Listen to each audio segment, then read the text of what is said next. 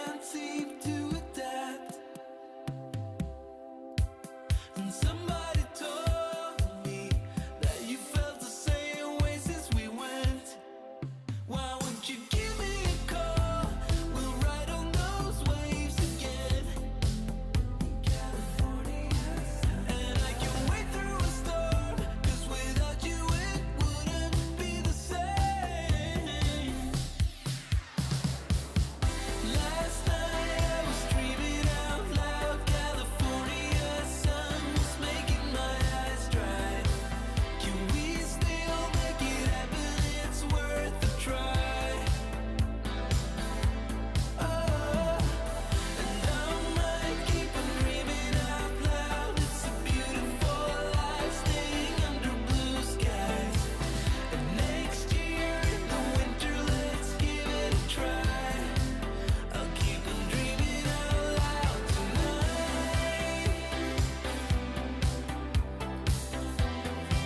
Yeah, I'll be dreaming out loud tonight.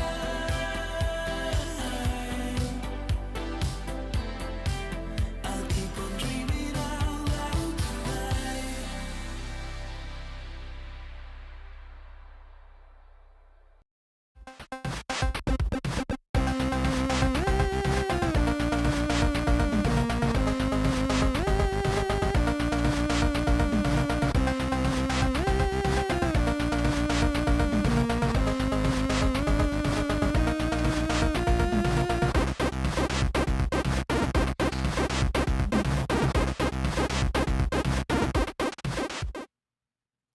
Meet Sisyphus, an old Greek legend.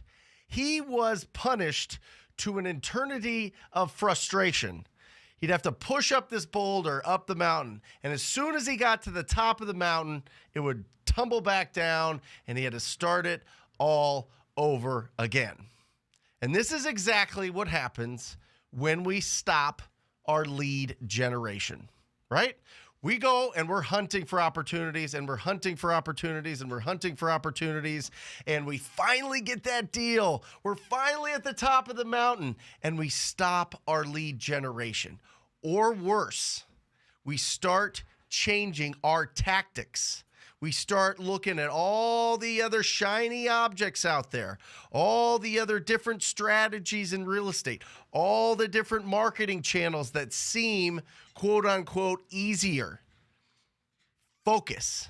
That is the theme of the year, is focus. I'm going to read this long quote to you, and I'm going to do it with as much energy and as enthusiasm as possible so I don't bore you to death with it. But I really want you to take this to heart, because it is from an absolute genius in the real estate space, Gary Keller.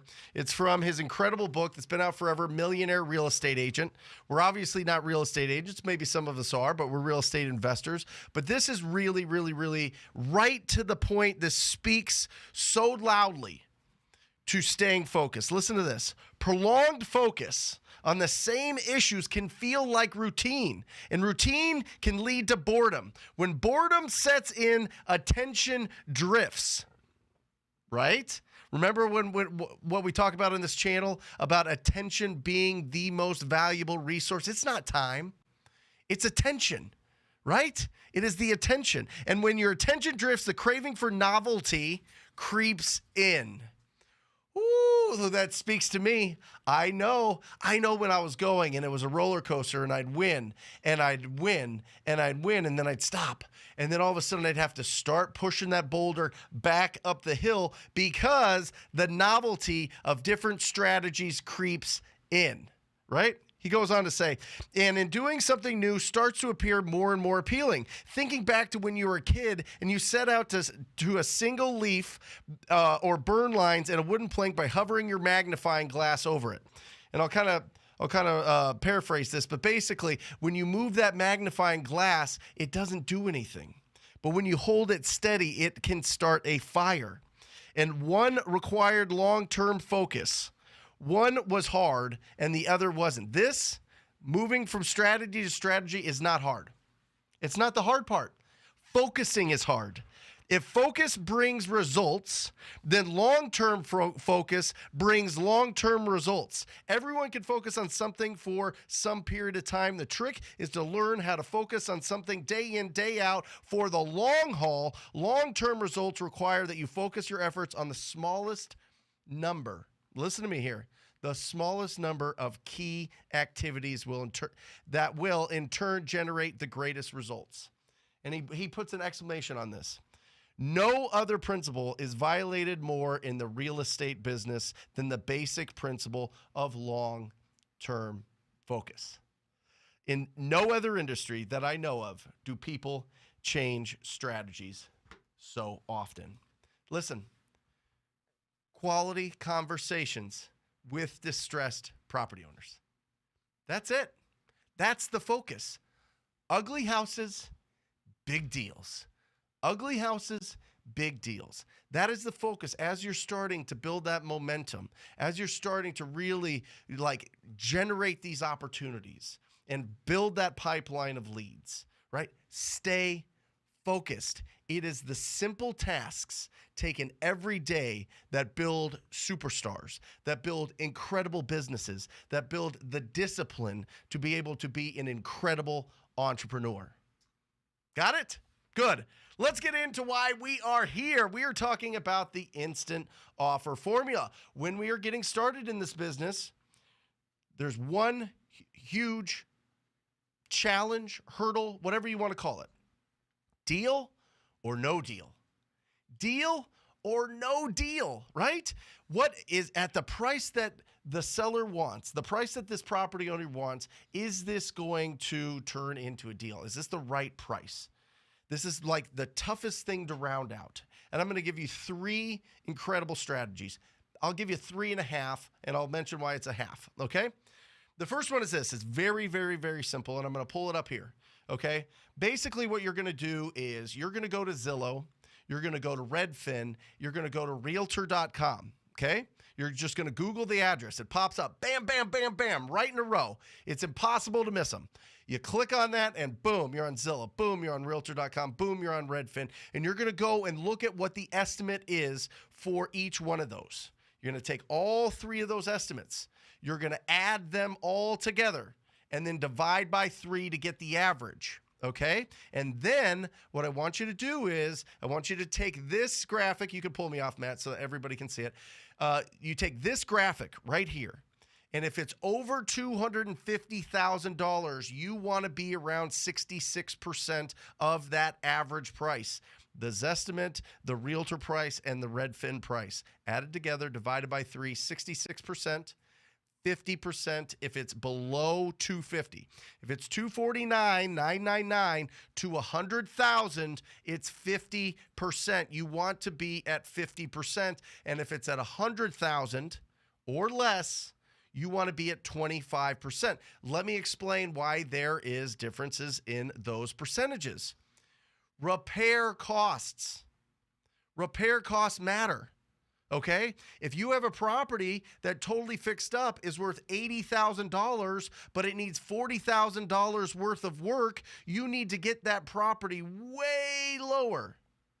You can't get it at 66% of 80% and then put $40,000 in repairs there. You can't.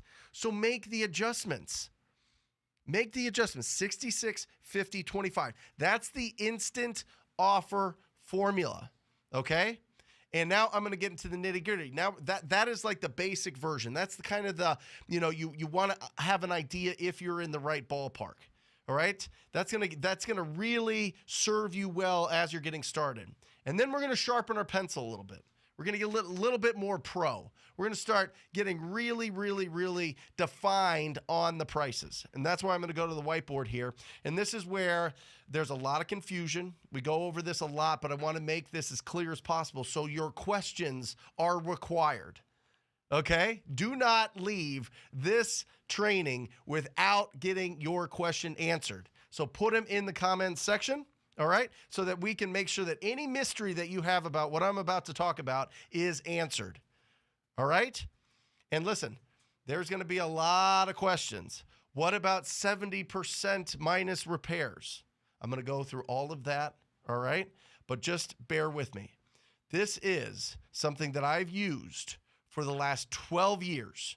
This is something that I have taught to thousands of people around the country. This is what I teach so that people get bigger, more juicier, massive deals. Okay? But this will also be how you get the most likely to be able to negotiate well with the seller and not be too low to where you're not even in the hemisphere of what they're expecting. Okay? So it starts here. We're going to start at over 200,000. There we go. All right. Over 200,000 here. Okay? You do your comps. You're running your comps. You're getting an ARV that is above 200,000. You figure out, okay, this property is going to be worth 225,000, right? You then times that by 0.84, not 0.7. 0.7 for properties that are above 200,000. There's going to be people in your market that use this formula, and they're going to beat you like a drum, okay? Because they're going to outperform you with these property owners, and they're still going to make a fortune. When you go 0.7 above 200,000 in a seller's market, you are putting yourself at a really huge disadvantage, all right? So 0.84, how do we break that down? Why did I take 16% off the top of this deal?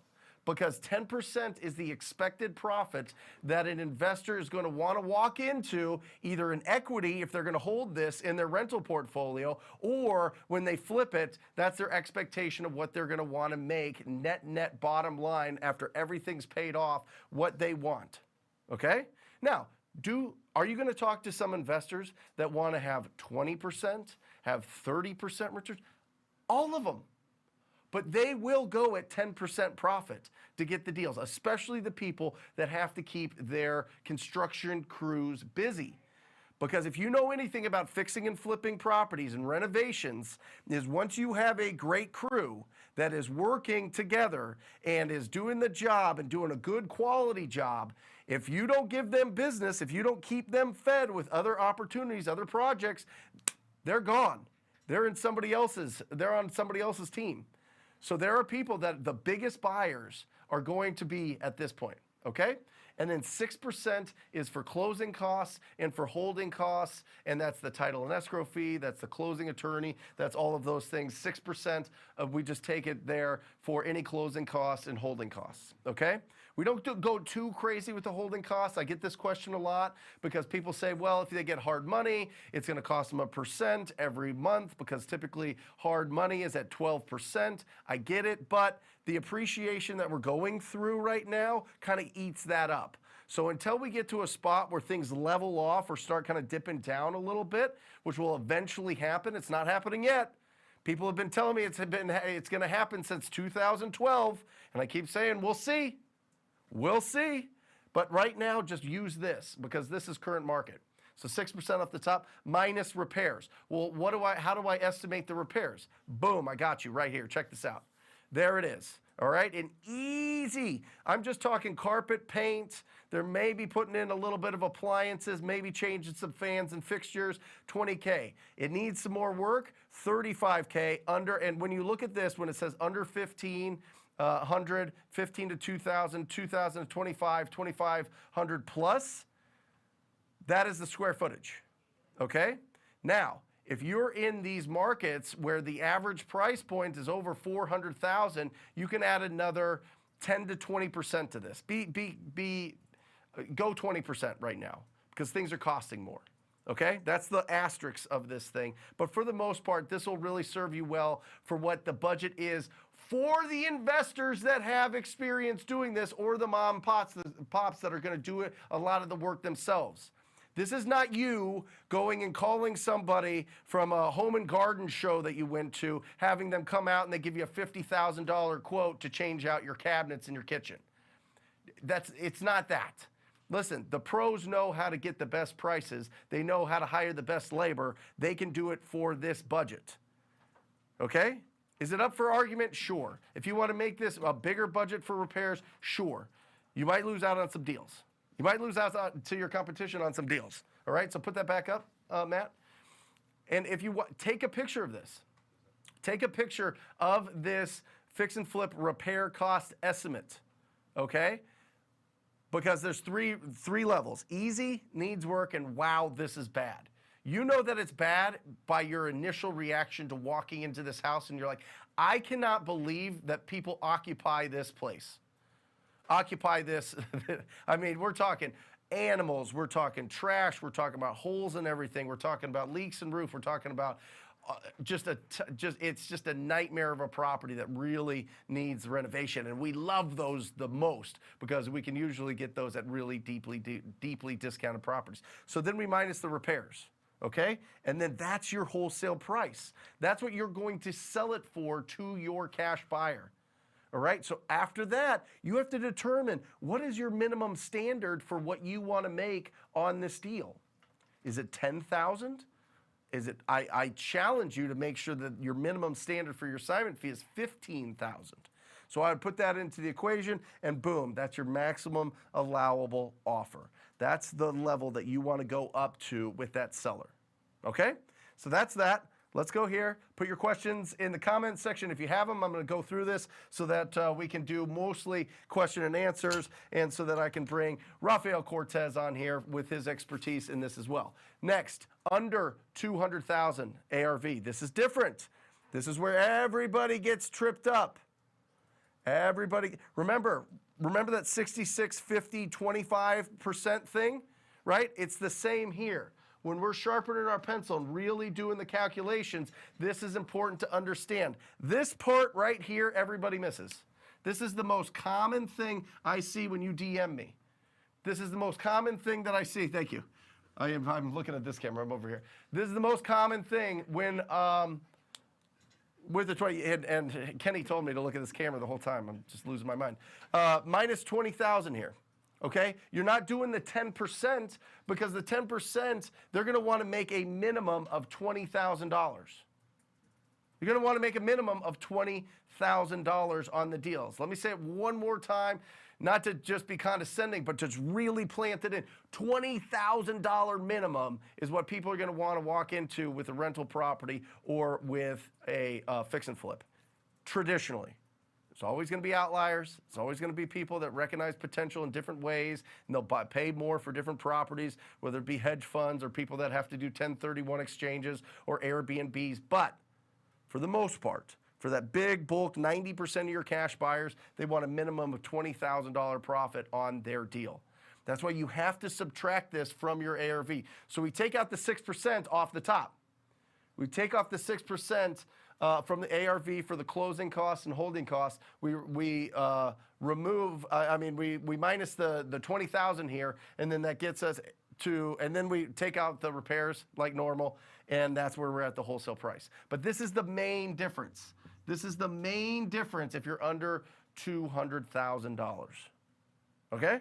Just make sure that you're putting that in, because if you're still doing 0.84 under 200,000, it's going to screw things up. This is where people get that whole 0.7 times the ARV by 0.7 minus repairs. Great for properties under 200,000. It's about the same.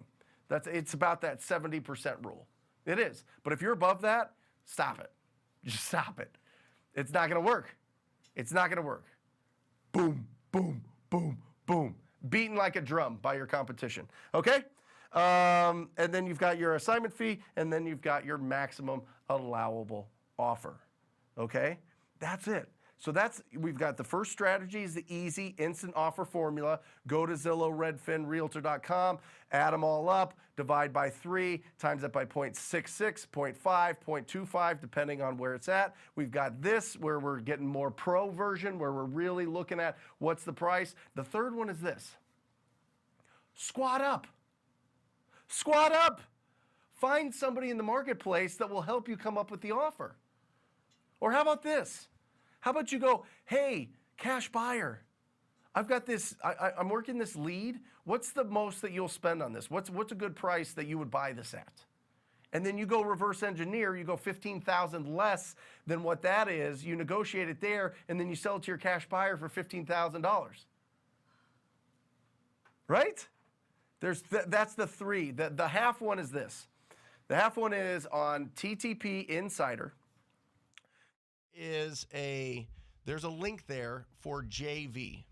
JV, that is going straight to Jeremy Thornburg, my disposition manager. He reviews all the deals. There are requirements. We need to know a lot of information. This can't just be you submitting, hey, I saw this ugly house. Can you tell me how much to offer on it? No.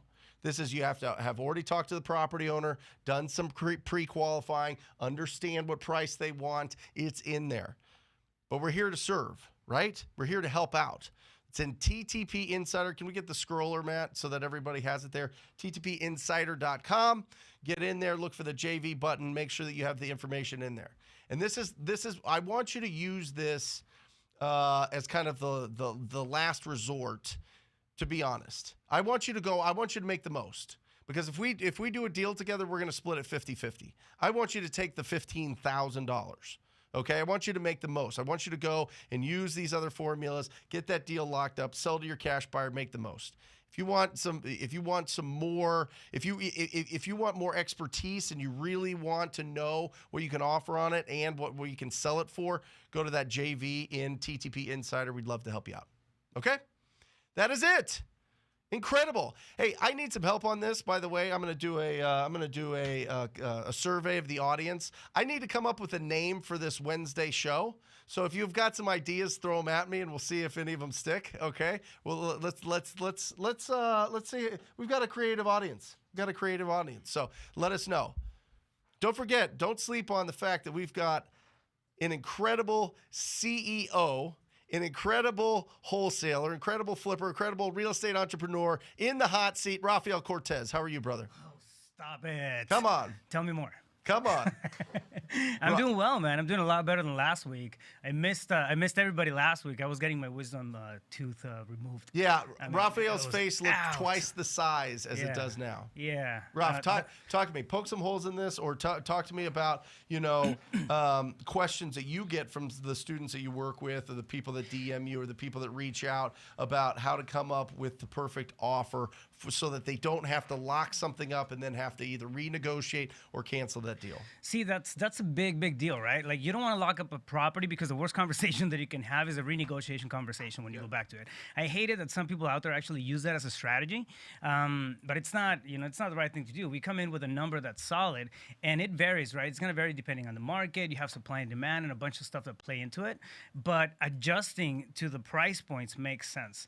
You're going to have lower markets that are, the average price point is going to be under the 200, and then that number is going to fit that second formula you got there. Yep. But a lot of times, like, the question is, where's the divide? And I mean, I think it's right on the money. Yep. The divide is around the $200,000 mark. $20,000. Yeah. It's the divide is how much profit do your cash buyers want to make? Yeah. That's it. It's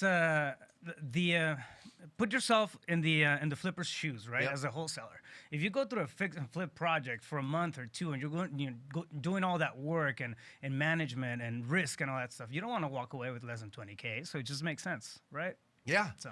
Well, and I get it a lot of, they want to make 30% on this deal. Great. What's the price point? Well, the price point's, 150. Yeah. Great. It's pretty close. I mean, that $20K, they will take the $20K on a 150 deal every day of the week, or just build a more robust cash buyer database. For real.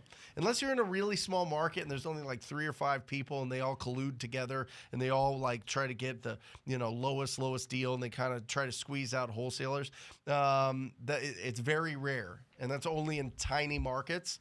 And as real estate entrepreneurs and real estate wholesalers, yes, we start in our backyard, but we need to expand to bigger markets if you're in rural areas that just don't have a lot of inventory.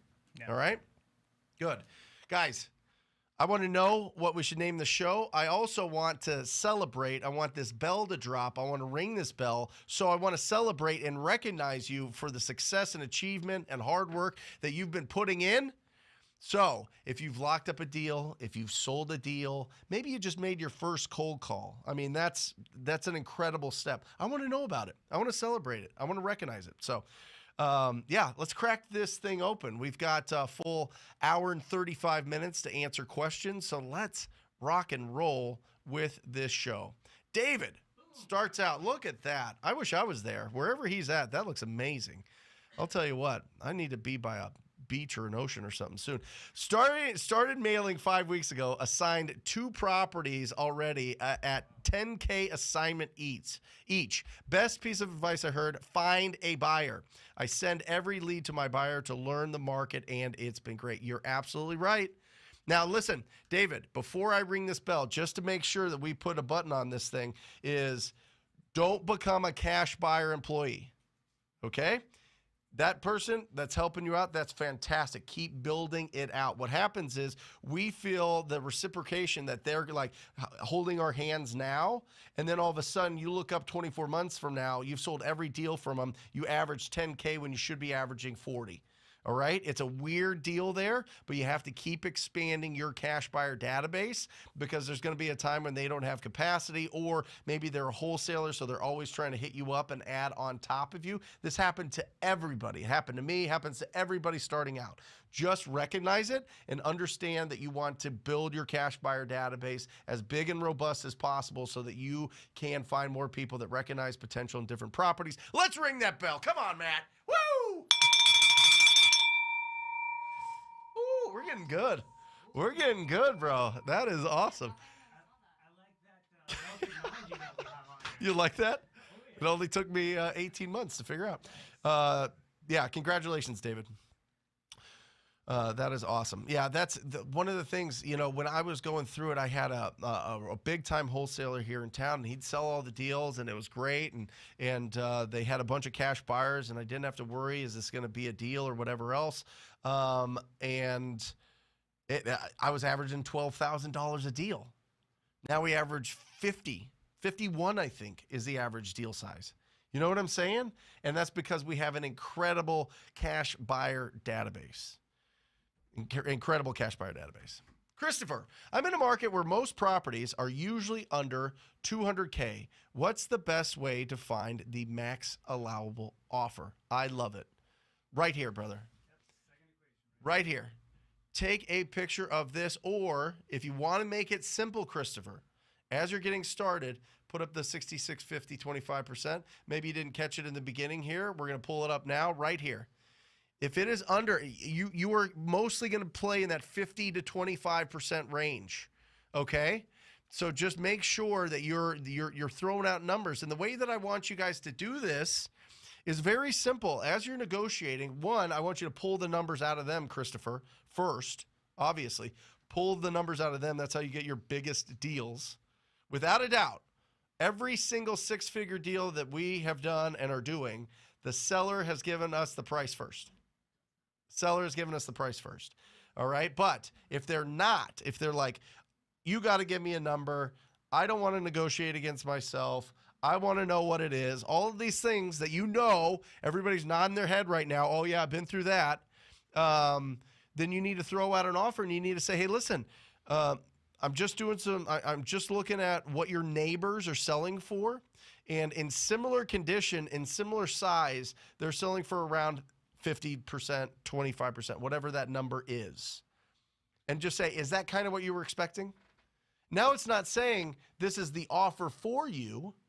This is saying this is what your neighbors are selling for. And if you do a mile radius, which appraisers do, when they're looking at these properties, first they start in the neighborhood, and then they make sure it's not major streets, and then it's a mile radius. They will use all of those. You will find properties, similar condition, similar size, at those prices. So you're not lying. That's the truth. That's where you have to be, but you're just kind of feeling them out to see what's going on. All right? Great question. But use this right here to really get advanced with it. All right? MAO on a fire damage property. Listen, I know that fire damage properties are, they seem like they're incredible deals. It is a long process for them to go through with the insurance company to get their insurance claim. So one, you got to see what is the insurance claim? How much are they, or how far along in the process are they with that? Because if you start throwing out offers right now and they've got a 6-9 months before they get their insurance money, you're going to be leveraged 10 times over. Okay, so make sure you understand where they at with that insurance, getting that insurance check. The other thing is they get an insurance check. It basically, if this property is pretty burned, it's land value. You know what I'm saying? So land value, if most of the property is destroyed, you look at it and you go, okay, well, the highest sale in the neighborhood is $300,000. Typically, you want to be about 20% of that. If you're over $200,000 in the neighborhood for the highest sale, it's typically 20% that a builder's going to want. If you're under $200,000, offer them $5,000. I'm serious. Because think about what it costs to build a house. It's $125 to $200 a square foot, depending on your market. The other thing you could do, Christopher, is you can go, okay, well, it's just the kitchen that's burnt. It's just the living room and the kitchen. It's, 1,000 square feet here. Times that by 150,000, right? That's why if there's a fire damaged house that is in a neighborhood where the properties are under 200,000, totally fixed up, offer them 1 to 5,000. I'm going to go even lower. You're basically selling dirt at that point, and you got to sell it to the neighbor and make a few grand. So there you go. Go ahead, Raf. Brent, another thing also to keep in mind with fire damaged properties is a lot of times they get the money from the claim, right? Yeah. So they've already Right. gotten paid on the property. I don't know if you mentioned that earlier, but it's one way to just kind of get over that barrier that can be, sometimes can happen. Like, well, I mean, if I'm gonna I'm give him $5,000, like, why would they take it? Because they already got paid on the property. That's for right. the most part. So That's right. yeah, keep that in mind. Yep. Michael, hi Brent, longtime fan here. Awesome, love the look at him, Mr. Formal. That is awesome, looking good. I like yellow ties or gold ties. In my market, the high-powered buyers typically won't pay more than 65% of ARV. Many of the properties ARV cap out at 135 and 150. Yeah, exactly. What would you recommend to sell higher? No, listen to your buyers. I mean, listen, if you have a lot of the buyers, that's pretty typical. But look at what we're talking about here. So let's just do an example. Hunter, can we clear this off so I can do this example for Michael? Because I think that a lot of people are going to run into this in the markets that are under that $200,000 mark. And it's really important to understand how much of a percentage that $20,000 is. So if it's, we'll look at this. Sorry, this whiteboard has been just abused by us. So we literally have to Clorox bleach it every time. It probably doesn't help it, but whatever. Until we get this monitor fixed or moved to the new studio in a few months, it's going to be exciting. But let me do this. Let me show you what this looks like. Okay, let's say it's at 135. All right, you got 135.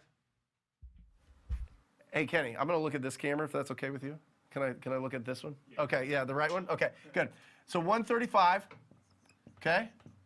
Let's take off. Can somebody with a calculator tell me what 6% of 135 is? 6% off the top for closing costs and holding costs. Okay. That's putting us. This is the 0.94. Huh? 8,100. Right. So what's 135 minus 0.94? Times 0.94, right? Yep. 126,900. 126,900. And then we take off that $20,000 off the bat, right? So we're at 106,900, right?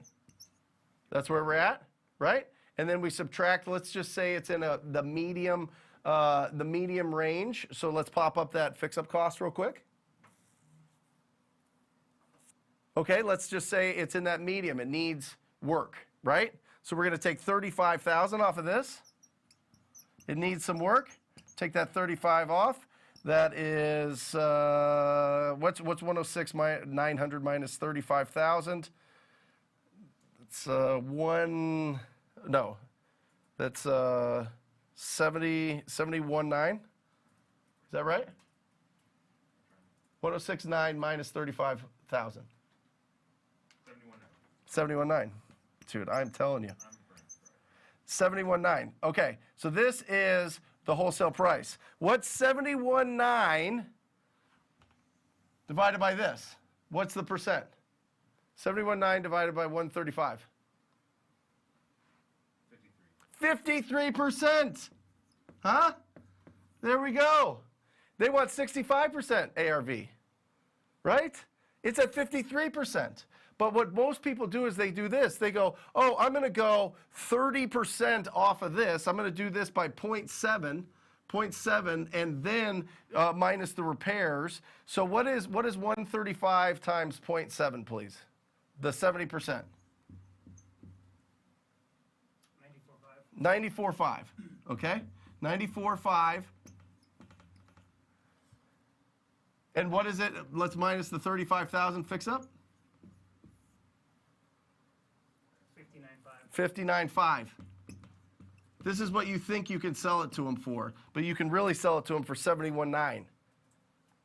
Now, you have to subtract what you want to make on it, right? If it's 15,000 off that, if I can offer them, if I could sell this thing for 71.9, and you're stuck with buyers that are at 59.5, I can offer that seller almost $12,000 more for this deal.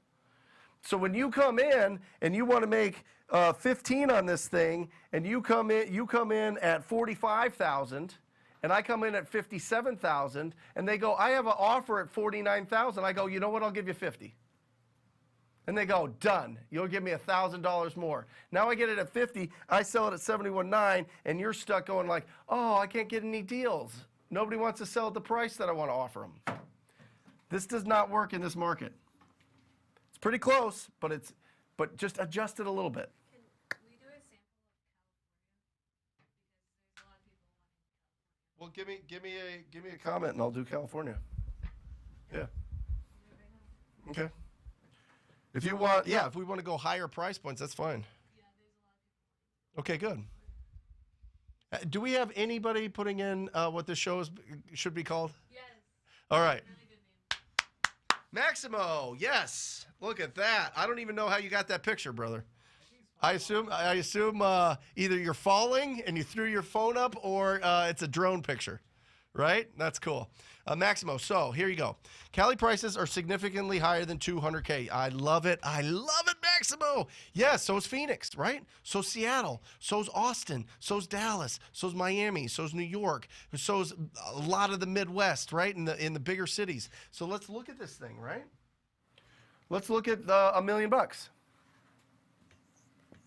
$1 million ARV. This is for Texas too. Yeah, for sure. There's a lot for Texas. There's a lot for, let me move this guy, sorry.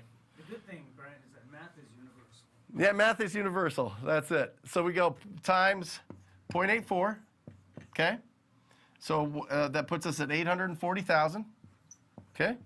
$840,000 off the bat. Now we need to minus the repairs.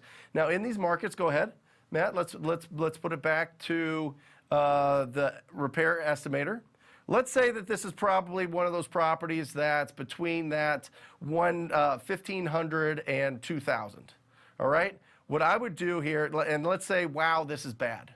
Okay, and this is in a market where typically it'd be 70,000, but there's more costs. Labor costs more in these areas. So you add 20%. So what is 70,000 times 1.2? 84,000. Beautiful. Perfect. $84,000, right? $84,000, 840 minus $84,000 is... Anybody? Jeez Louise, I'll tell you what. Just stop. Yeah, I raised my numbers. Minus 84. Yep, 756. 756. Let me ask you this. If you're in California, if you're in Seattle, if you're in Phoenix, if you're in any of these major markets where the price points are higher, and you could get $1 million ARV for 756,000, you could put 84,000 into that deal, you will sell that. The people will be like, people will be going so crazy to get that deal.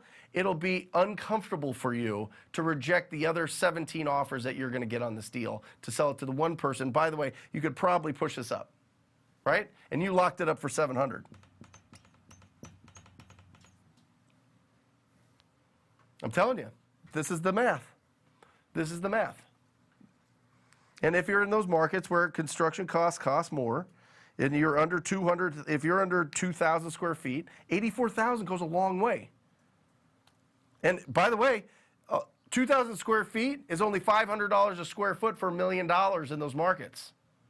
$500 is like bottom of the barrel in a lot of those California markets. So there you go. Great question. Looking to close on $22,000 in a package deal this week. Thank God for TTP. Thank God for you. Listen, you did all the hard work. You are incredible. $22,000. Bring that down here. Come on, what are we doing? That is absolutely bananas. $22,000. I mean, and then it's just momentum and momentum. And then you get that $22,000. Don't be Sisyphus where you're pushing this boulder up the hill and it rolls down every single time. When you get that 22, and this is common, right? This is that whole thing where, you know, we get to our first deal and we're just like, and I'm not saying this is you, I'm just saying in general, this was me. We get to the first deal and we're like, I need to babysit this. I need to learn everything that's going on with the title and escrow company. I need to make sure everything's going really smooth. I got to make sure that, nothing happens to this deal. And then all of a sudden you stop doing the thing that drives the engine, right? That gives you the fuel for your business, which is lead generation. And then all of a sudden, boop, ba-da-boop, ba-da-boop. Or worst off, we make a big check of $40,000 and we take off a month, right? We're just chilling. You know what? And then during that time that we take off, idle hands do the devil's work. And devil's work in our business is losing focus. And then all of a sudden you're like, maybe I'll do lease option purchase wraps with a land contract. Like what? Ugly houses, big checks, baby. Ugly houses, big checks. Love it. Congratulations, Michael. Michael? Is that a Michael? I am Michael. Michael. Okay, good. Hey, I want to circle back to Go for it. the beginning where you said in terms of prolonged focus. We see it often, right? Where people do get hit with a big fat check at the closing, and then they move on to other stuff and stop doing what really works. Think about 80-20, the Pareto principle. It's 80% of the results come from 20% of the actions. So figure out what those small actions are, stay focused on those, and then keep those consistent. Love it. Especially as you build it up. Michael. Yeah. Michael. That's awesome. I think I said that right. I feel like he's a little blurry, Matt. Yeah. Yeah, just a little. So, homies. I love that. Because we're homies, aren't we, homies? Yeah. My homie. I've been running into a lot of sellers with twin homes. What we call those, a lot of people call those Geminis. These are not duplexes. People own individual, but they share a wall. There usually aren't any comps, so it's a good percentage reduction to take into account due to them sharing a wall, similar to a duplex. You have to time travel. For real.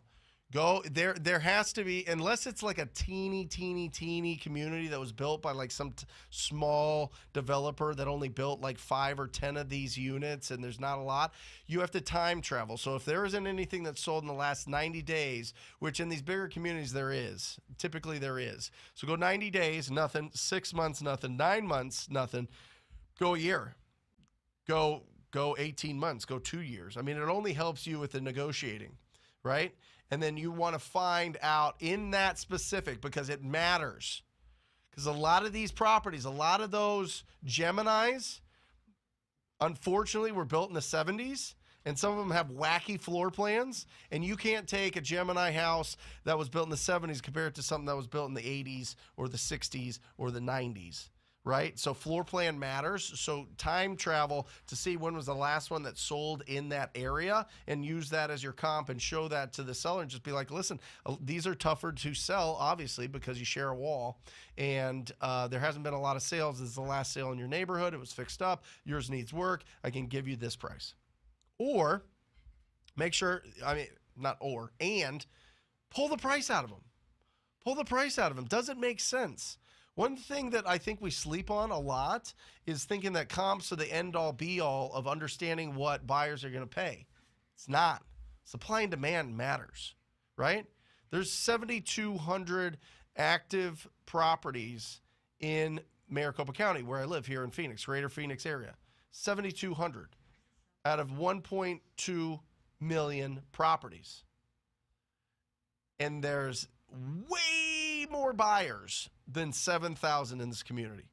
So supply and demand matter. That's why prices keep pushing up. That's why we've seen a lot of appreciation. That's why, Matt, when you get a chance, can you dig deep into the amount of new properties built for the decades? We have a housing shortage. This is not a bubble. This is a boom. All right, they're gonna tamper inflation with interest rates, but guess what? That doesn't affect the amount of sales being that are going to be completed this year. All right, this is, hold on, putting it up. This is the reason. Yeah, that's what I want. That's perfect. You're fast with it today. You're fast with it always, but this is why we have a supply and demand issue. Okay, right there. We are so far back. And we've got 30 million more people. We got 30 million. There was 300 million a decade ago. Now there's 330 million and rising. And we didn't build anything because the economic world melted in 2008, which affected us from 2010 to 2019. And then we went through the whole thing, went through the whole lockdown. All right? So that's the way to comp them. Go back and then see if there's similar communities built by it, but only comp Gemini Homes at Gemini Homes, or Twin Homes, if you want to call them that. Lizanne, I like that name. What if seller is hard-headed and want over-market value? The seller's super motivated, but when I went to negotiate, all her family was there putting their 2 cents in. By the way, the property needs to be demolished. Well, I think you need to ask him the question, if you don't get this price, what are you going to do? If you don't get the price that you want, what are you going to do? Because this is the price that's a reasonable offer based on the condition of this property, right? And then you could do the whole car analogy, right?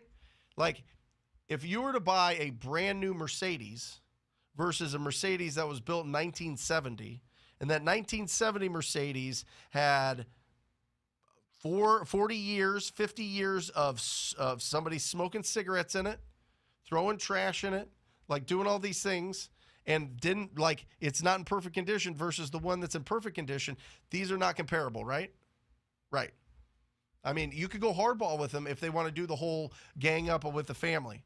Or you say, you know what, why don't you try putting it on the market? Put it on the market and see what the best offer you get is. Or you could take a cash as is, not have to pay real estate commissions, not have to go through inspections, and you don't have to have a line through of people coming through the property. So listen, we are deal finders, not deal creators, Lizanne. Like, write it everywhere. We're deal finders, not deal creators. We're not going to convince anybody of the price. That's not our job. Our job is to go there and say, this is the best we can do. So there's a couple questions. 1, what's your goal with this property? And 2, how much research have you done? And then just build it from there. And if they're unrealistic, move on. Send them a great referral to a great agent to see what they can do on the market. They're going to get a lot of lowball offers. So I get it. You know, if they're super motivated, then they have to understand what price a ready, willing, and able buyer is willing to purchase for that property. Because that's the only thing that determines value. It's not me, it's not you, it's not the market, it's not appraisers, it's not lenders, it's not the seller, it's not real estate agents, it's not attorneys, it's not the city. It is a ready, willing, and able buyer. That's where the money comes from. So if there's nobody that wants to give them money at a certain price point, then they can't sell that property. So just understand if you're dealing with people that are unrealistic and that should just put it on the market and let that be a learning lesson for them. Alan, look at this. I like that. Brent, if I locked up Brent, I have a property locked up and a buyer will have to buy it sight unseen and evict tenants. How much would you discount off the wholesale price? Alan, great question.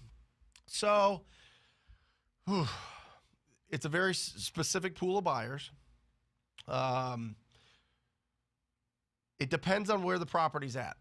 If it's in a very popular area and the buyers are going to be working off of what is going to be the future price of this, like if I have to evict the tenant, if I can't do anything for 90 days and it's a 90-day rehab, in 6 months, what will this sell for? It could be no discount. I think it'd be safe to go in and build at least 20K buffer into that. So whatever your max allowable offer is, drop it down by 20K. Okay? If not, if they won't do it, but you know it's still a deal, it's still kind of in that max allowable offer price, I would lock it up and I'd put it in front of your buyers. I really would. Because you never know. I mean, if you have enough buyers, and I know you have great buyers, we sell property sight unseen with tenants in it all the time. All the time. And you're in this market, so rock and roll.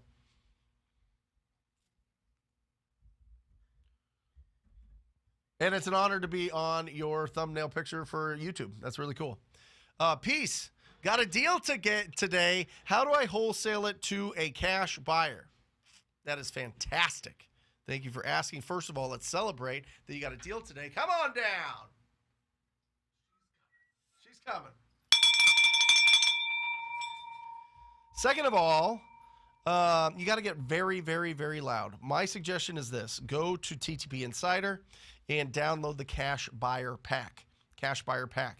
That is going to be your instruction to get the top 100 buyers in your area, and I want you to call them all. I don't want you to just do this. Oh, I'm going to text them. Oh, I'm going to send an email. I'm going to post to social media and send an email and all this stuff.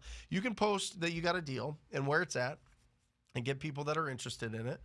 But I want you to get on the phone. I want you to know and have communication and feel who these people are. Understand their experience. Understand if they're real or not, or if they're just trying to take your deal and try to send it out to their buyers and they don't really know if they can sell it or not. I want you to work with a real buyer. If this is your first deal, which it sounds like, you need to be as loud as possible talking to your cash buyers. Not only that, you got to open up escrow, right? Get it to the title company or closing attorney, depending on your state.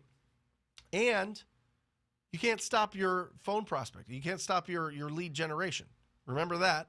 And you double duty it by calling all your cash buyers. This is hustle season for you, Peace. This is hustle season. You should be on fire. You should be like, oh my gosh, I can't even sleep, right? Like you just drank, what's that, like triple shot at Dutch Brothers coffee? That thing will just get you annihilated, right? Like you're just like, I see fire. You know what I mean? Like that's how much energy you should have to get this deal sold. Raf, what do you think? Yeah, it's every time we get a deal, our first thing, because we have this methodical process of displaying deals, right? Yep. But the first thing that we do is go back to the phone and call the first. We have a very small VIP buyers list, and we'll actually call them. The second thing is to send text messages, but we pick up the phone and call them. Most deals sell that way, and we weren't doing that for the longest time, and it was just a lot harder. Yep. If you go back to the phones, especially if you have a short list of targeted buyers, that's gonna be your best bet. Like you don't want to stop that just because you have a bunch of buyers on that list. So Love yeah. it. KL, I love this question, and there's a solid process to this because it's like what's the chicken or the egg, right? Do I find out what the buyers are looking for so I'm not just talking to sellers and having no idea on the price points? I totally get that, but it's not it's not I got to talk to my buyers or I got to go lead generate with sellers. It's 168 hours in a week. 20 hours, if you're doing part-time, should be the minimum standard that you put into your dream, into your passion, into whatever in your brain is saying real estate is the path for me to financial freedom. You need to find that 20 hours with a lot of energy, enthusiasm, and support and do both. Seriously, talk to your buyers. Call them up for an hour. Say, I am so proactive. I'm so excited about this business. I'm talking to property owners all day long, motivated property owners all day long. When I find a great deal, can I bring it to you? Great. What's your bread and butter? Okay, fantastic. And then you go and you call your list at Driving for Dollars, right? You literally just drive around the neighborhoods, find the ugliest properties, or virtually do it through Deal Machine. I mean, Deal Machine has it right there that you could do it through Google Maps, or your son or daughter, or you could hire a VA for $4 an hour on Upwork.com or Fiverr or something like that. Get Deal Machine. You're driving for dollars virtually. You build that list and you call them and you go, oh my gosh, here, I've got an ugly property and I feel like we're getting close. I've got this cash buyer. They can probably give me a buy price on this thing. And then you call another cash buyer. And then you call another distressed property owner and another cash buyer. Listen, cash buyers, ugly houses. Get in the middle. That's what wholesaling is. That's what sourcing deals is. You build up a big enough bank account, and then you have the option to do whatever you want, right? Matt, when you get a chance, let's dig real deep and do the wholesaling as the foundation with all the different strategies that you can go with real. Look at this guy. This guy took it. Whoa! Got a good night's sleep last night, didn't you, Matt? No. What? At least a rock star or a monster or something. Put that in there real quick. Get in the middle. We start with discounted properties. That is the foundation. That's a green part.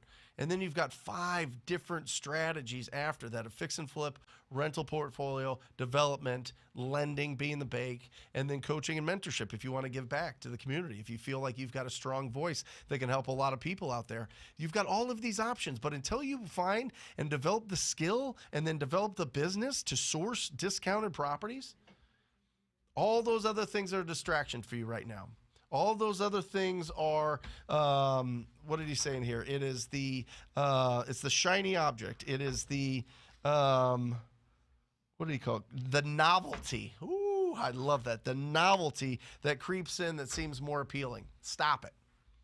You're going to go a lot faster, a lot further if you focus your first 12 months on finding discounted properties, and then the next 12 months building a team and a business and a machine to do that for you. And then after 24 months in this business, you've got that, you got that experience, you've got the process, you've got the team, you've got the confidence, and now you can do whatever you want. Why do you think 80% of the deals that wholesalers do is tired landlords? Because it's not fun, because they didn't build a foundation, because they bought a property because they had a property and bought a new property, rented out this one, and turns into a nightmare. Seriously, build the foundation first so that you can always get the best deals and build your portfolio off of that. Boom. Kind of went on a tangent there. Yeah. Just to kind of add a little bit to KL, one thing that I found is that usually the question of what do I do first, the buyers or the sellers? Yep. And you always want sellers, right? But the buyers is more of a I don't want to say procrastination type of question, but it's more of a Yes. concern. So what I That's have exactly what I right. have them do is okay, go hit it and build a list of 50 people that you can talk to, and then that itch is kind of settled for a little bit, and then they can go in full-fledged blast into the sellers. Love it. So tap into it. You don't have to have the most optimized list of buyers right out of the gate. Right. Just tap into it, get it out of your system, and then jump into the sellers, because that's really what matters. Love it. There you go. Tony Z, comparing the data provided by PropStream and Batch Leads, which provider do you believe offers better data and better service overall? Batch Lead. It's been PropStream for years, guys. It really has, and I think that their app is better. But Batch Leads is way more powerful. Way more powerful. The thing about Batch Leads, and this is what happens, is you have to pull your list out of PropStream. PropStream has a very watered down skip tracing, and test it. If you don't believe me, test the one list on PropStream, one list on Batch Leads, and see which ones you're getting better results from, more contacts and more leads from. You will find it's going to be the data from batchleads.io. Use that coupon code TTP so that you get the free, you can pull out a bunch of records for free, test it out, and see how you like the process, see how you like the actual technology and the tool. All right? Check it out, batchleads.io TTP. And what I like about it is they update you whenever a property goes vacant. They update you. It shows that it's a vacant property. In Batch Leads, you can stack all your lists. So if somebody's in probate and they owe taxes, it's on there, and it'll show you this is like higher ranked than the other ones. And it makes sure that you're not skip tracing the same addresses over and over and over and over. So when you put in a list, it'll show that it's in that list, but it's not going to charge you to skip trace the same address again.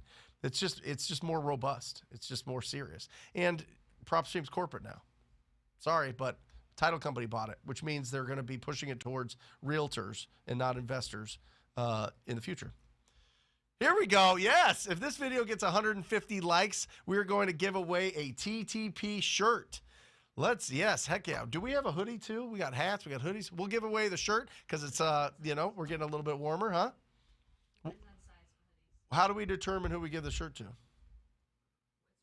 It's going to be a random. Guys, hit that like button. If you are not subscribed, subscribe. We come out with incredible instruction every single day. We interview people that are doing amazing things out there for the podcast, and those go live. Those go on the channel every Tuesday. Incredible inspiration. It shows real people. This isn't just like, oh, these are the superstars that do, 2,000 deals a year, and they're, like speaking on a level that you're like, what is going on here? This is real people that aren't selling anything. They're not doing anything. They're just telling their experience. And a lot of people understand and really vibe with that. So make sure that you subscribe, and let's get to 150 likes. Let's fire that up. We're almost at 100. Let's pump this thing up. If you're getting value out of it, just do me a favor. Hit that like button.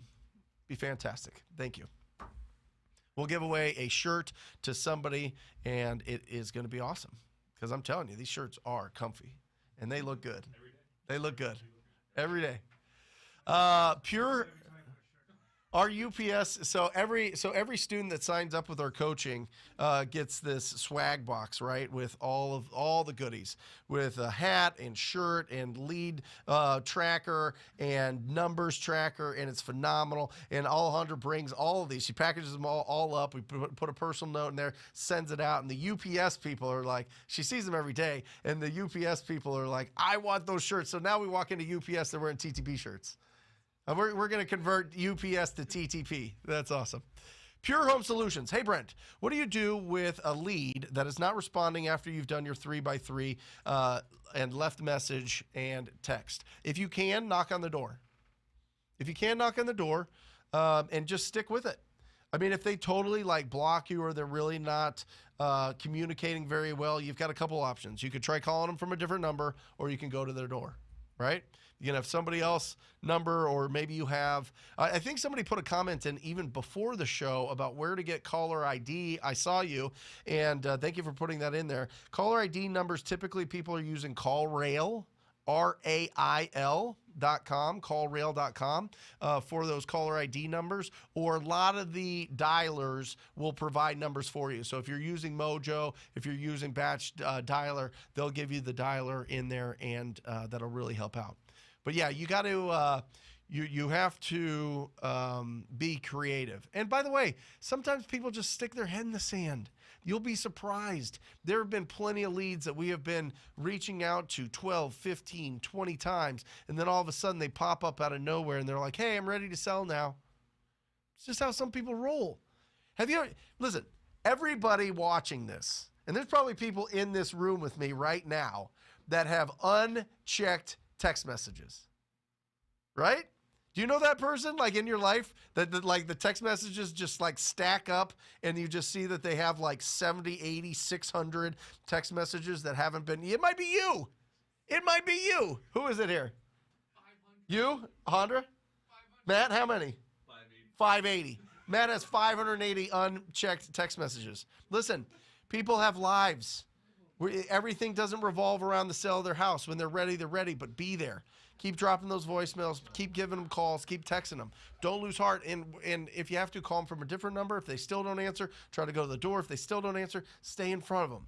If you've had a quality conversation with them and you know that they want to sell this property, that's the thing that I want. I want ugly properties that need love, and I want properties that you've pre-qualified, that have shown that they are going to sell this property. They've made that decision.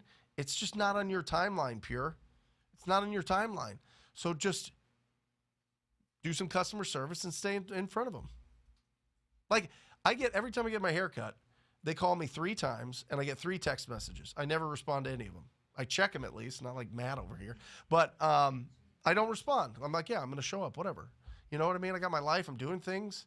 And so just stay in front of them. Stay in front of them. And if you see that they sold it, then don't worry about it. Move on. There's so many houses. There's so many opportunities. Addison, I'm looking to put 2 properties under contract soon. Is it easier to assign both properties to one buyer? It depends. Is that one buyer going to give you the most?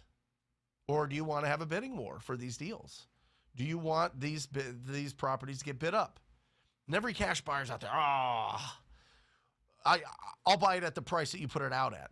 Okay, so will 3 others. So what's your best offer? Oh, I'm not doing that. I'm not playing that bidding up game. Great. This person is. He's going to get the deal. She's going to get the deal. They're going to get the deal. Whatever they recognize themselves as. Whatever it is, right? They're going to get the deal. So who cares? If you have enough buyers, put it out there and get multiple offers. Ref? This reminds me of 3 from gold. I mean, doing all that work and then just kind of pulling out from that commitment right at the end of it. Just it can be easier if you have the same buyer. You don't have to build another relationship and whatnot. But in this business, you need to do that. Yeah. You need to do that to crush it. I want to go back to the previous question real quick. Another thing that works really well with follow-ups when people ghost you, if the lead is good, try doing just a personalized letter. I mean, just a note and mail that in. Love if you can't go to the door, right. Yeah. If you can't go to the door, Yep. just mail and then do a personalized letter. Just take 3 minutes, write it out, then send it in, then keep Is it that in a front new of them. watch? Is that a what? Is that a new watch? It's Dang, no, I like that. Yeah. That's Pretty dope, right? Yeah, that looks very nice. I like that. So, but yeah, that's worked in the past for us when we get ghosted, and it's a really good deal. Yeah. Yeah. Awesome. I just want to have it just in case. Yeah. Are we waiting on a comment? How's our likes? 117, 33 more. Let's get to 150 likes so that we can give away a TTP shirt. We'll send it out today. You'll be wearing it tomorrow. No, I don't know. Tabitha, here we go. Tabitha got her first contract signed. Let's get it sold. Sold. Find that cash buyer, put it out to them, get that deal sold. Congratulations. Here we go. Whoop. Awesome job. Okay. Well, let's keep it ringing. Julian, I made my first cold call today, but they didn't answer. Here we go. You're getting it anyway. Listen, I will tell you this. 99% of the people that are interested in real estate and they're doing their research never make that call. They don't. Be the 1% for real. That's why there's no competition out there. People are like, oh, there's so many people that do this. There's so many people that. No, there's not. Go to church and talk to people about wholesaling and see if they know anything. Go to a family barbecue. Why don't you post to your social media or a group with your old high school friends or college friends and say, who in here is pumped about wholesaling real estate? They'll be like, huh? What? They'll send you the GIFs of people like, you know what I mean? Like, nobody will know what you're talking about. We do because we're so laser focused. But that's the what? Reticular activator, right? The reticular activator, when you focus on something, it expands, right? It's just part of our brain. That's why it's really important about what labels we put on ourselves, right? What we're focused on. This really, really, really matters. If you're going out there and you're calling yourself a newbie, you're dead. Stop it. It's not, you're excited about this business. You're a powerful entrepreneur. You're a powerful real estate investor. You're a powerful real estate entrepreneur. You are learning and excited, and you are going to do everything out there to make this happen because that's the type of person you are. Labels. What's your self-talk? What's happening there? All of that stuff matters. The reticular activator will activate if you keep telling yourself you are amazing at this and you back it up with actions. You back it up by simply finding ugly houses, getting the phone number, or going to the door and having a quality conversation. That's all it is to it. And we know, listen, people are on here. Nobody, I don't think a single real estate show has more people celebrating success than this. Seriously. It's just because, keep it simple. This business does not have to be difficult. Ugly houses, big checks. Positive self-talk, powerful self-talk. Let your brain go to work. You got this. Nice. Okay, so let me break this down. Good thing we cleared this out. All right. Here we go. All right, so land. Let's say that it is under 200,000. Okay? If it is under 200,000 for a property for like the highest sale in the neighborhood, I want you to offer them 1,000 to 5,000 for that land. Because here's the reason: 1,000 square foot house is probably the smallest house that people are. I was doing it again. 1,000 square feet. They put this little Chick-fil-A cow. Do you guys ever get that in like a Happy Meal or whatever on top of which camera to look at, and it's on the whatever. It's usually about $125 to $200 a square foot right now to build a house. 1,000 square foot house. Not that. 1,000 square feet, right? So you're at 1,000 square feet is probably the smallest that a new developer or a developer is going to build for a new home in these neighborhoods, because typically properties in these neighborhoods are not huge sizes. Now there's some areas, Baltimore's, there's some St. Louis, there is some Kansas City's where these ones are like 16 to 2,000 square feet, but typically a new build is going to be about 1,000 square feet. Well, if it's 1,000 square feet and it costs them $125,000 to $200,000 to build that thing, and they want to make profit on it, you got to sell it to them for basically nothing, right? So offer 1,000 to 5,000 for these properties that are under 200,000. Okay, the 20% rule doesn't work as well. It can, depending. All right, now let me explain the 20% rule.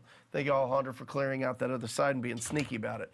All right, if it's above 200,000, it's still a little wet.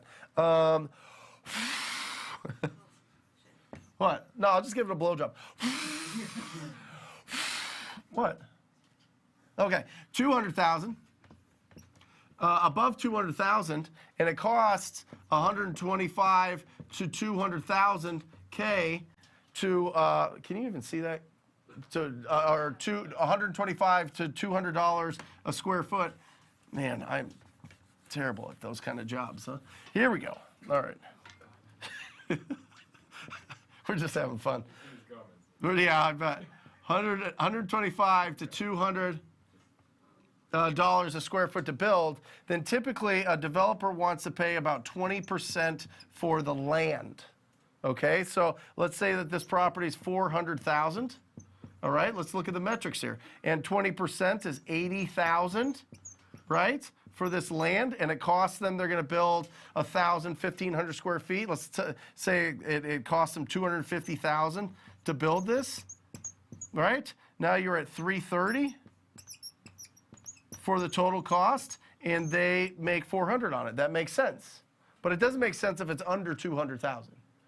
So just make it a general rule. If it's under 200,000, 1 to 5,000, unless you think you could sell it to the neighbors for more because they want to double their lot size, but stick to that. And then in these bigger neighborhoods where there's bigger spreads and where developers really want to be, that's where I'd be. 20% rule. Okay? 143, 7 more likes, guys. Hit that like, 7 more likes, and we are there. Oscar asks, how do you calculate if the property has a mortgage on it? This is a great question. I think that this is really kind of a common question that people come up against because people are that I give them, I think, yeah, see, this thing is just a mess. Okay, so a lot of people think that when you give somebody an offer of, say, 100,000, but they owe 50,000 on it, that you really, the 100,000 is what the seller nets. It's not.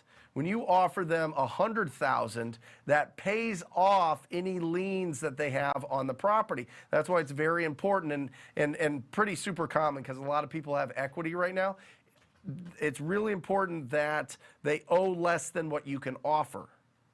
Okay, usually in this market, Raf, right, the only time we run into liens that are too high to be able to give a decent offer is like IRS tax liens. Right? Or some sort of judgment or something like that that they have on them, on the property, that would prevent them to not have equity. For example, Oscar, if somebody owes 180,000, their mortgage is 180,000, but you can offer them, your offer is 250,000, and the ARV is 350,000. Your 250,000 pays that off, and they walk away with 70,000 at the end of it. So this is really important. I'm really glad that you asked this, because it's really important to understand, to pull the price out of property owners. Sometimes you have to go a different route. Okay? The front door is closed, you have to go in through the window. Okay? If they go, what price do you want? If you go, what price were you thinking, or how much do you think it's worth, or what's your goal here for the price? And they go, I don't know, I'm not really sure. And then you can ask, okay, if everything's paid off in this, and your mortgage, back taxes, any liens that you have on the property is paid off, and there's a certain amount of money that you walk away with, how much does that have to be? I would love to walk away with $10,000.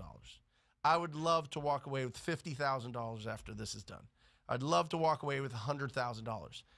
Well, what do you owe? Oh, I owe 180. Okay, so 280, that would work for you? Yeah, that probably would work, as long as I could walk away with 100,000. See how they gave you the price? But you didn't, it's not the big number, it's what they really want to walk away with. I used this one time, and I don't know if it's too salesy. I didn't use it again, but it worked with this specific. But I said, if I gave you a suitcase full of cash, I said this, right? If I gave you a suitcase full of cash, how much cash would have to be in there after you pay everything off on this property? Right? Because it puts it into real numbers. It kind of makes it exciting. It's kind of like, what? Right? So, really, what is their expectations on the amount of money that they're going to receive after they pay off all of their liens in the property? It's a great way to pull out the price. What are you walking away with? What do you need?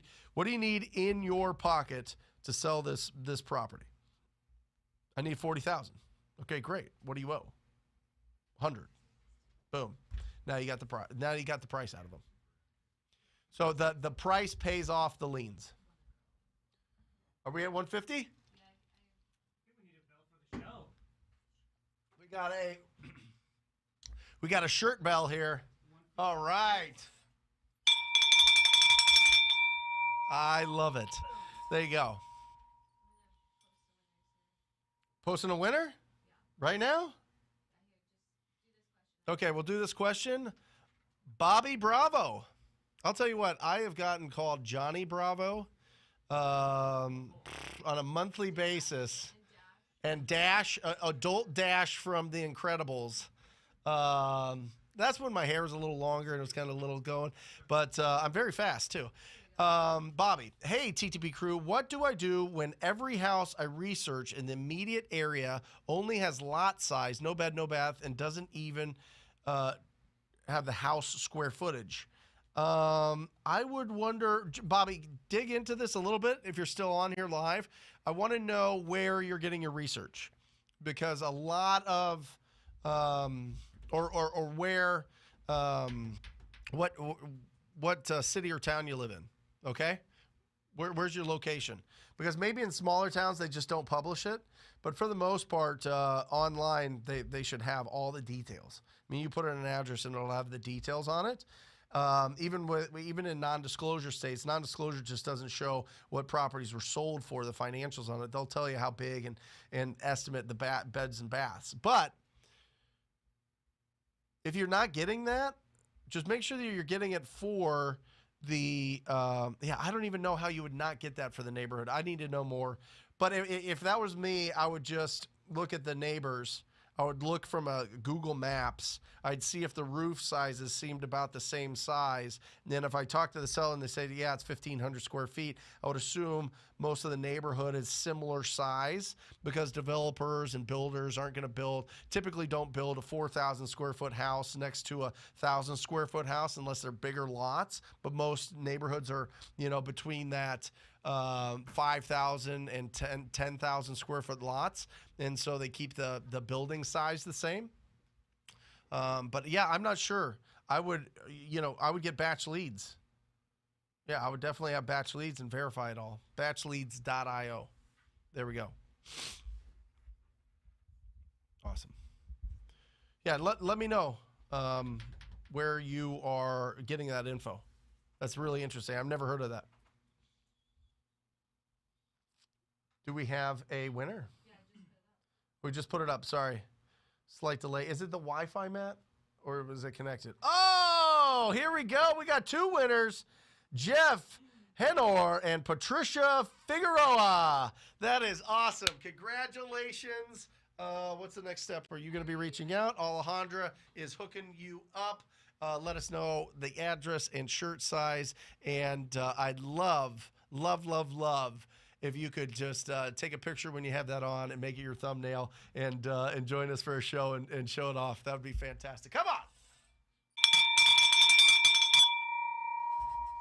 Thank you, guys. Seriously, incredible that you're here. Incredible that you have a brain that is interested in being an entrepreneur. It's incredible that we are similar. A lot of people aren't like us, for real. And I'm just speaking to everybody in the audience. A lot of people are not interested in real estate investing. They're not interested in finding discounted properties. They're not interested in being an entrepreneur. They just want to just work and do their thing, and that's fine. But it's very, very, very exciting when you find somebody that's like you. You know what I mean? So that's awesome. I love you guys. Ramon, I locked a deal from the MLS. ARV is 650, 700K. Locked it up at 425. Get that sold, Ramon. Come on. That is awesome. I don't think that's your real face, though, Ramon. I'm gonna go out on a limb and say that's kind of some sort of like Matrixy avatar. There you go. But congratulations, Ramon. Get it sold. Get it sold, and don't stop your lead generation while you're getting it sold. Okay, I've been a part of the TTB Army for 1 year and still suffer for analysis paralysis, but still in for the win. Good. Hey, listen. It's over. The education's over. It's all action, right? It's all, yeah. That's what it is. Go ahead, expand on that, Ref. School's out. I mean, there's no results without action. We can have all the theoretical knowledge that we want to accumulate and whatever, but if we don't put anything behind it, nothing's gonna happen. Somebody told me this a long time ago. I was just, analysis paralysis, same thing on something that I wanted to jump into, but I wasn't really ready to, mentally. And the comment that made it was like, bro, school's out. Like, it's time to get paid. That's it. It is. That's it. And the other thing is, what's the self-talk, right? When you say that you suffer from something, that's going to be what your brain puts their attention on. Okay, you know enough. You've got a support here. You've got a community here. You've got the ability to reach out and to connect with people live on this channel 5 hours a week, especially in the area that you're in. So squat up. Find people that are doing this business and just start taking action. There's a reason that you want to do this. Tap into that reason. Self-talk, I mean, just give yourself so much confidence and back it up by work. Oh, geez, that's hilarious. That's hilarious. Look at this. Who did this? That is just great. That's great. Is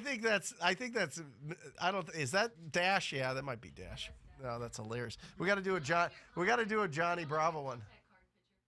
That's hilarious. We need a Johnny Bravo one too. Thanks, Bobby Bravo, my brother. There you go.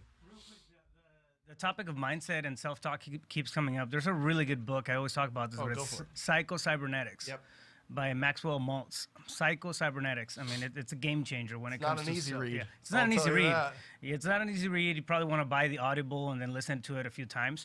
But I mean, it really breaks stuff down in a understandable way when it comes to self-talk and how it impacts how we talk to ourselves and the words that we put out there. So I would recommend doing that if you're stuck. Anybody who's stuck in analysis paralysis or anybody who's having that negative self-talk happen, Psycho-Cybernetics is really a game changer. Awesome. There you go.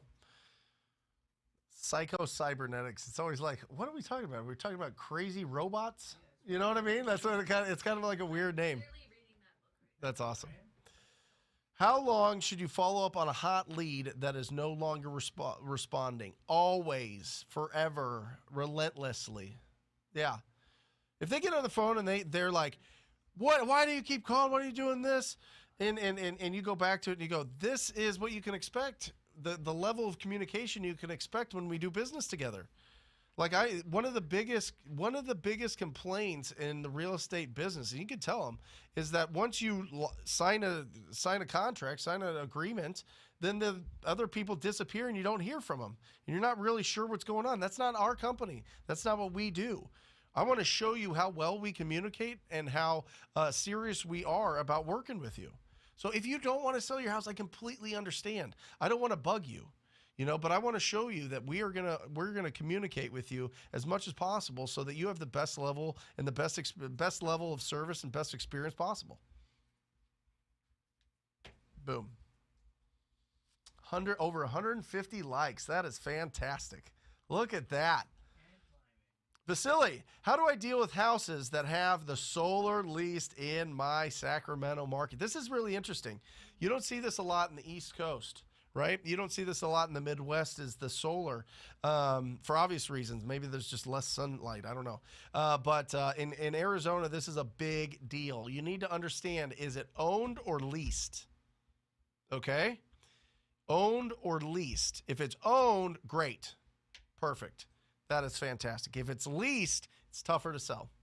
And a lot of hedge funds won't buy it. And there's a lot of hedge funds in Sacramento. Okay, but hedge funds will not typically. Well, some of them will, but most of them won't. Because you have to. That lease stays on the property, so you have to. It becomes a deed restriction for that property, and so you have to pay that off, or just pay the lease each month. So it's great, and people feel good, and it lowers their bills, but it also costs them It costs them more, typically. For that lease than it does for the electricity, which is just wild to me. And a lot of people don't want to, and even for an end buyer, a lot of cash buyers will avoid leased solar because it's tougher to sell once they fix it up and flip it, or it eats into their cash flow big time for rental properties, right? Because we're talking $100, $200, $300, whatever it is for that lease. It's tougher. That's what people don't understand when they get that solar lease. I mean, I get it, but it makes your property worth less until it's paid off. So it's kind of like real heavy HOAs with condos and townhouses. You'll find that the condos and townhouses that have that $300, $400, $500 HOA fee really affects the max value that they can get for those properties because we're a payment society. And so if you have to pay that extra $300, $400, $500 on top of your mortgage, then your mortgage can only go up so high before they price themselves out, or it's unaffordable for a lot. But it just depends on where you're at. Good question, though.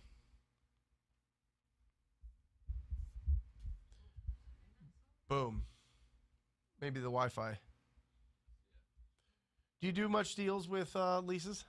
With solar leases? We used to see it a lot more often. Yep. Yeah, it's kind of dwindled down a bit, but yeah, we used to see it a lot more often. Yeah. Yeah, and they are harder. Buyers got a lot more strict when it comes to like I need a discount because it's got a slower lease, Yeah. type of stuff. Yeah. They're almost accounting for the expense. Yeah. Got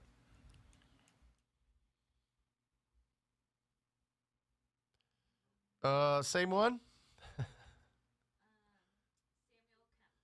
Samuel. All right. Yeah. In the process of locking up a deal now with my dispo manager. Okay. Already has an offer on site unseen for 5K assignment. We'll probably end up over 10K. Well, let's celebrate. Sam Kemp getting a 10K deal. Here we go.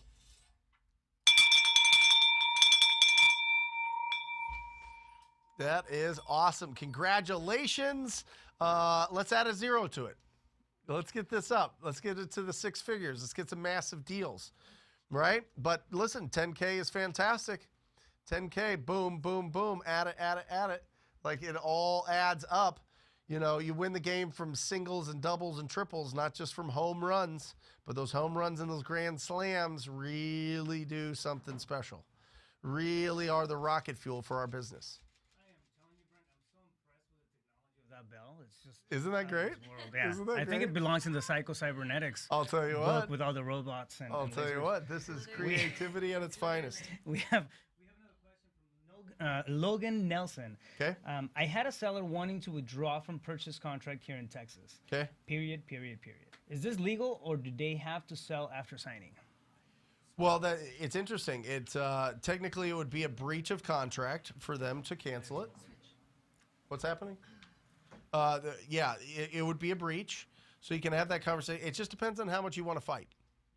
Like there are, I think we've done over, I don't know, 1,000 wholesale deals, a couple thousand deals total. And I might have put on 2, I think maybe 2, that I actually record what's it called?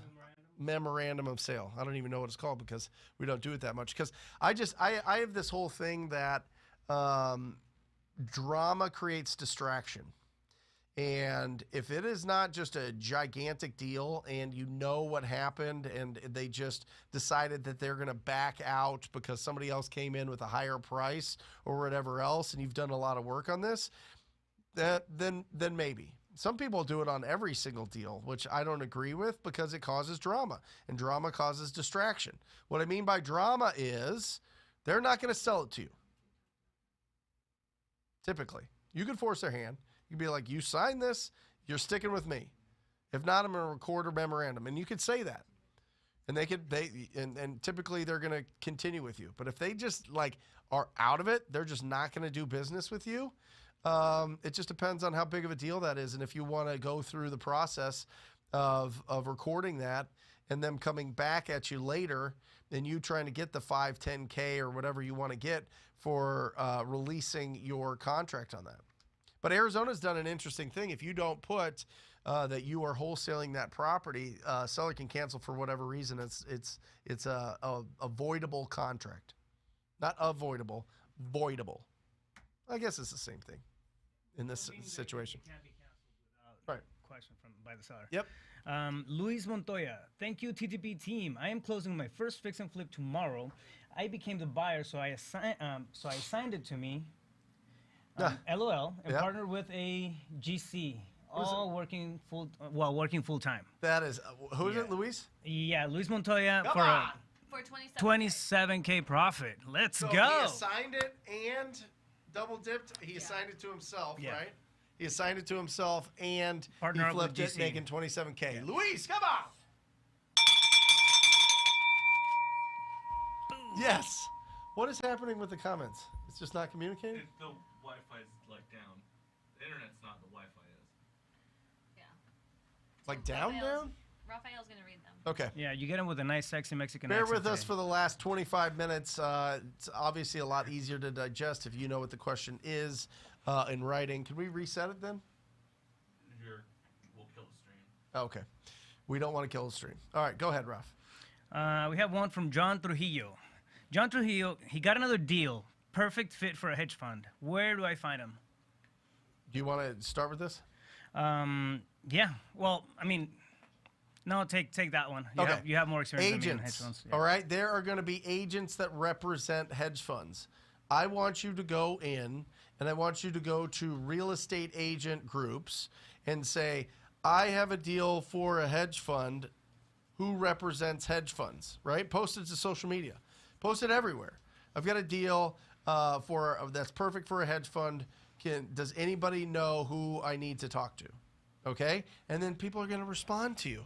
Just put it in social media, right? The other thing is you can go into batch leads and you can find the people that are buying, over 50 houses this year or this month or the last 90 days, right?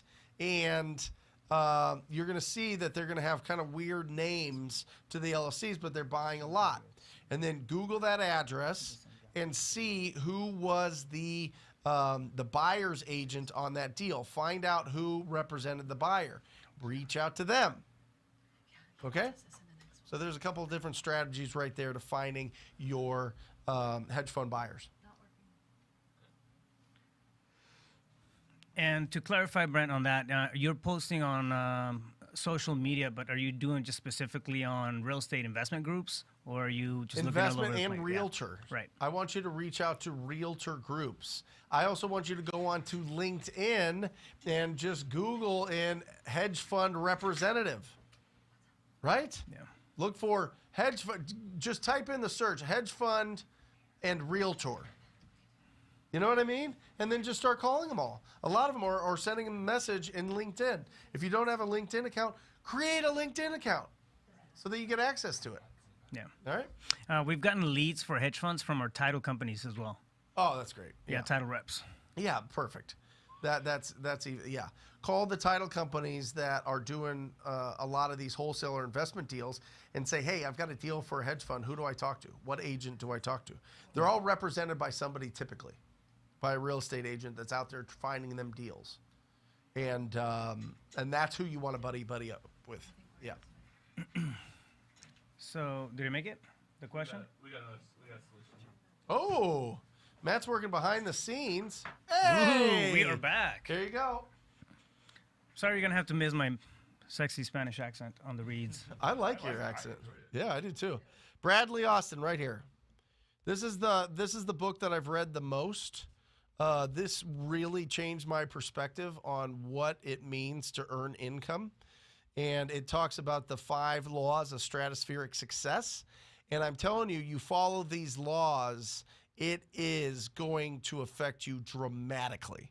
I mean, I'm talking 10, 20, 100 times X your income is this book right here. Fantastic. I actually had the incredible opportunity to interview for the Wholesaling Inc. podcast, Bob Berg, one of the co-writers of this book with John David Mann, and it was phenomenal.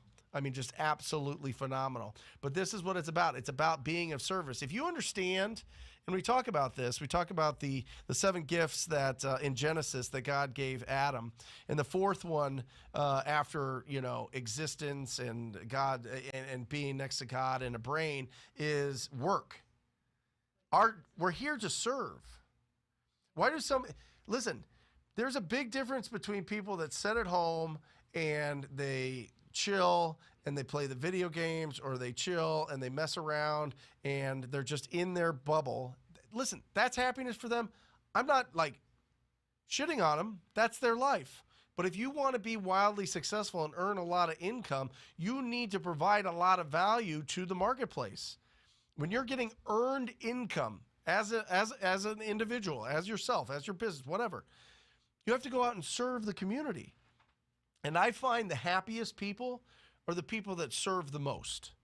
And that doesn't necessarily have to come with giant compensation from an income standpoint. There's plenty of people that go and serve people that really need it, or help with special needs, or help with the elderly, or help with a lot of things. But when you do it one-on-1 or 1-on-20, there's only a certain amount of value that you could provide. But if you go out there and you provide it to the whole marketplace, and you create a business to provide for the whole marketplace, you're going to make more. It's just the law of compensation. The more you can serve, and the better you can serve them, the more income you're going to make, earned income. And then we take that earned income, everybody, you know this, we take that earned income and then we invest into assets, and then all of a sudden our money makes baby monies. And that's when we start getting ROI, and that's when our money actually is providing service to the community, whether it's in the stock market, whether it's housing, whether it's creating businesses, whatever it is. Our investment starts making other money and provides the value for us, so that we don't always have to go out there and produce earned income ourselves. That's wealth building. That's it right there. Oh, we got a 4-parter? This is bananas. All right. Jason, can you use a comp that was built 30 years before yours? Would it be okay since extra conservative? Jacob, typically not. 30 years is a big time frame, right? Typically, well, plus or minus, 15 years, Raf? Plus or minus 5 years? What is it on each side for appraisal rules? I do 10. We stick to 10. Plus or minus 10 years. Plus or minus 10. So 20 years. But it's one way or the other. It's a range, but you have to understand you're in the middle. So if this one's 1990 and you're trying to comp at 1960, it's not going to work. Especially if it's 1970. 70s was, I just can't talk about it enough. We had 78. Oh, God, I know. Jacob, continue. Prior to sending to an agent, or does agent need to have access first? I feel like I missed the second one here.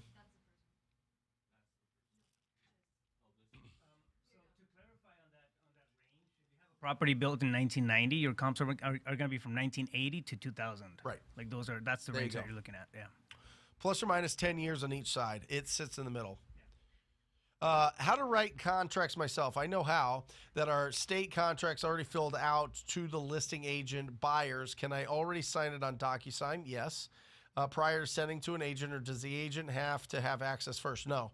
You're going to send it. If you're going to be sending in offers like on the MLS, or just working with an agent, maybe it's off market, but they're bringing it to you. You sign it first, send it to them, and then the seller signs. Awesome. Nathan, looking good. Are you still using batch leads for SMS? How has the opt-in text required affected SMS for you? Yes, we still do. I don't know. I'd have to talk to Jackie. I know that it's way down.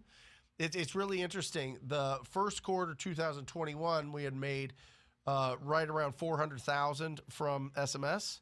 This quarter 2022, it switched from SMS to cold calling, to TTP, to just our phone prospector. And that's one. I have one killer prospector doing that. So it's kind of switched over. A lot of that has had to do, Nathan, I know you've been in it a while. Go back to your old leads, your dead leads that maybe wanted too much a year or longer ago, and go back to them and see if those numbers work now. We're just doing a killer, like our best list is our dead leads, and then driving for dollars, and then our Audantic list. Then Audantic is data scientists out of Seattle. It's like 35,000 a year for the list or something like that, but it's very effective. Isaiah, Brent, I've called bandit signs, and they've claimed to be fix and flippers as opposed to wholesalers. Is that a thing? I called them, and they said they don't prefer to work with wholesalers. Yeah. Listen, you found a unicorn. Okay? You did. Like, not a lot of people that do fix and flip are putting out their own signs and doing their own marketing and managing their own deals. Now, the reason a lot of them don't like working with wholesalers is most wholesalers are going to put them at prices that don't make sense to this fix and flipper. So if you got a smoking deal at the right price, they will work with you 1,000%. You're better than a bandit sign call. But if they have that energy, move on. Who cares? There's so many buyers. You know, if they have that weird, like, if they're not cool, if they're not kind, if they're not like good energy, like you do not want that vibration in your life. You don't want that. You don't want that exposure. It just brings you down. It's just gross. So get rid of them. Oh, you don't want to work? Okay, not a problem. I've got 50,000 other buyers.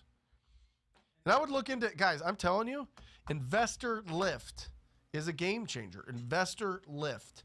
Use that coupon code TTP with Investor Lift. I am telling you, it gives you all of the top buyers in your market. It's expensive though. That's why I don't suggest it a lot to people just getting started, because it's like, I think their minimum package is like $500 a month or something. But it gives you it gives you a cash buyer database. Bananas. Look into it if you've got the budget.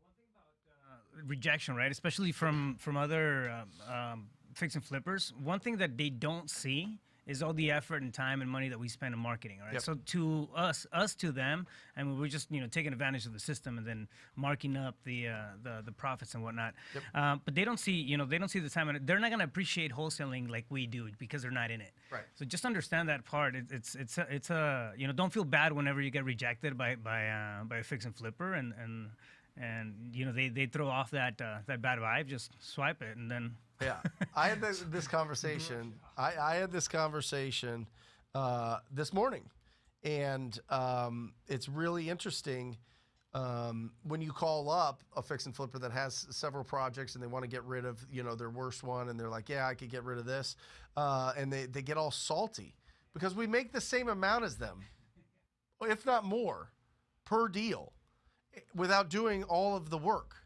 And so they're like, oh, you're not really earning your money. You want to deal with the emotional distress of this property owner? You want to do the follow-up? You want to do the marketing? You want to build the sales skills? Do you want to do the pre-qualifying, lead follow-up, offer presentation? Go for it. Or do you just want me to put this smoking hot deal on your plate? That's what we get paid for. You get paid equal to the amount of value you provide. De Niro. Zip Zero, stingy about De Niro. I think that's a Jay-Z line. What would be a good deal for a hedge fund? Is it because the seller is asking close to retail? Yeah, I mean, they got to be in good shape. I mean, typically they want properties that need less than $30,000, but you need to reach out to Nero and find the buy box of what they're looking for and go after that. You can go and literally pull a list of what they're looking for, right? Typically, they want to be in good school districts.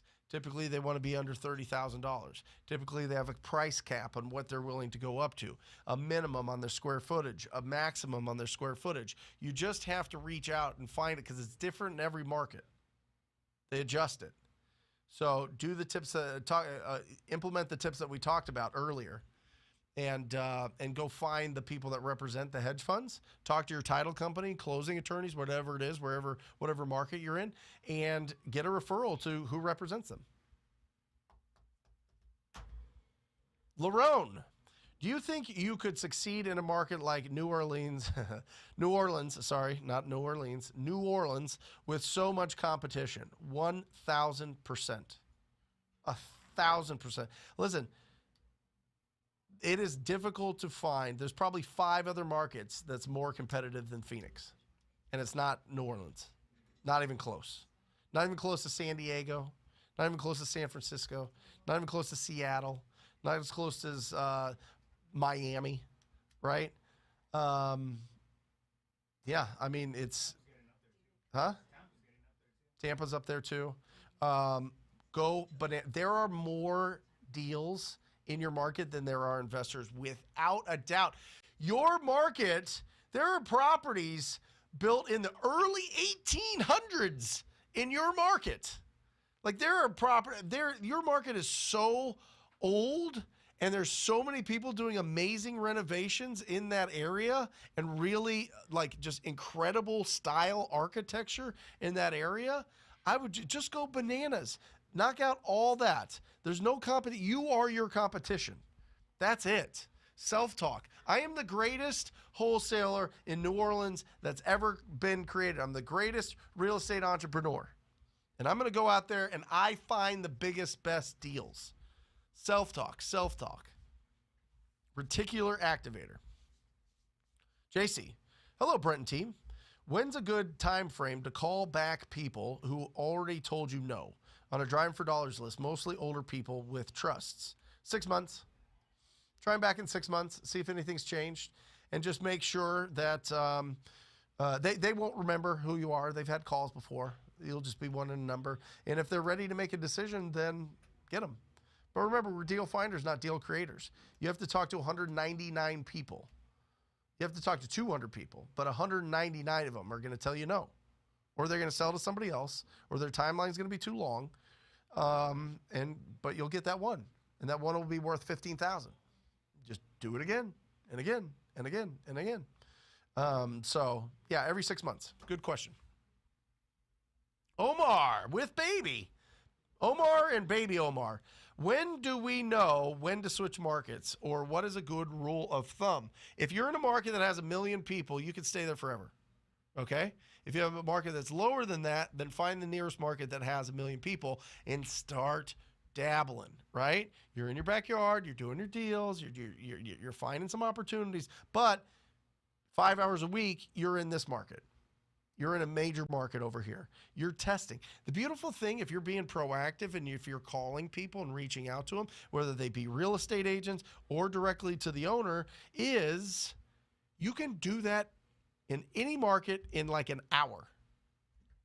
Get a list, get the number, start calling, right? And so start testing it out. That's the beautiful thing. You don't have to wait like on marketing where you have to put together a campaign. You have to send it out. You got to wait for the calls. You got to do all these things or put bandit signs or do all these other things. If you're just reaching out and talking to them or texting them or whatever it is, then you could test it out right now. So don't overthink it. If you're thinking about switching markets, I'd be curious to know why switch as opposed to and instead of or. I want to do my market or a different market. Why not and? If you're not having a lot of success in your market, then we got to talk about some other things. It usually comes down to 3 things, Omar, right? It comes down to skills, right? Experience, confidence, communication skills, using the scripts. If you need all of those, all the resources, ttbinsider.com, okay? Building the skills, your data. Like, are you getting the best way to communicate with them? Are you getting the best numbers, or your lists? Like, who are you? What ponds are you fishing in? Remember, we take every property that's in the United States, and then we go to our market, and then we go to distressed, ugly houses. And typically that's only 6 to 10% of the market. But like in Phoenix, we have 1.2 million houses. That's 125,000 properties that we can go over. We do 50 deals at $50K a deal. Bonus. We're going on vacation. So there you go. David, hey Brent, looking to lock up a deal on the MLS. Numbers are great. Can you walk us through the steps to dispo an on-market deal? There's no difference. There's no difference except for making sure that you communicate with the agent on, when your cash buyers are going to get in there. But they already expect that it's going to be an inspection. So typically you're going to have to use the realtor contract, right? So just make sure that you're able to assign that contract. Make sure that you control the title company. Do not let the agent control the title company. You control the title company, okay? If you do, then you're probably going to have to do a double escrow at a different title company, at your title company, and that's going to have to fund, or double close. That's going to have to fund and send it over to the other one. It turns into a lot more moving parts. But for the most part, a deal is a deal is a deal. If they see it on the market and they go, oh, you got it on the market. Yes. Is it a deal for you? Well, no. Okay. Well, it's a deal for this guy. It's a deal for this gal. You know what I mean? So go confidently. Typically, if you can get it way under what it's listed for, that's great. If you can get the agent to take the deal off the MLS, that's great. If they're representing you, that's great. A lot of times they won't. But for the most part, you send out that deal and you tell them, this is the price. Do you want it? And if you got it locked up because they had it too high, that's great. They see it's at a lower price. They can get it under the price that they have it on the market, and they feel good about it. If it's at market value and the numbers are there, but you snagged it before anybody else, that's the conversation you have. I negotiated really well. I built a great connection with the agent. They chose my offer instead of 5 other offers or 15 other offers. Okay? Let's do one more so we have a couple minutes for the transition. I've got a Deal Machine Elite training that I'm doing here in 6 minutes. So Let's do one more, and we'll bring the team up, and we'll celebrate, and we'll get out of here. Shyla, looking good. She's looking happy. Started reaching out to agents in Atlanta. Love the vibes I'm getting with agents. That's right. Don't be afraid of agents. Listen, they're just they will bring you deals. They're the drug dealers of this business, right? For real. Jamil Damji talks about that all the time. Do you want to just do drugs once, or do you want to know the drug dealers, right? You go to a property owner, typically it's one deal. You go to an agent, this agent can bring you 10 deals a year. This agent can bring you 10 deals in your entire career. Who cares? It's still more than that one seller that you worked with. So I love that you are doing that, Shyla. Keep it going. I mean, make it a point to talk to at least 100 a week. You know what I mean? Try to get to there, because it takes 300. By the way, it takes 300 conversations to get one deal. But once you build that stable of like 50 to 100 agents that are constantly bringing you deals, you're unstoppable. So that's it. Come on up, guys. Matt, you saved the day. Alejandra, you did an amazing job with the comments. Kenny was in there, I assume, talking to... Get up here. What are you doing? No, Kenny's behind the scenes. And we've got Rafael. We love you guys. This is your show. Join us every week, Wednesday, 10 a.m. Pacific Standard Time. Thank you so much for all those likes. That really means a lot to all of us. And remember, keep your house clean, protect your health, and increase your value to the world, and you're going to live an incredible life. Love you. Go out there. Get a deal. Talk to people.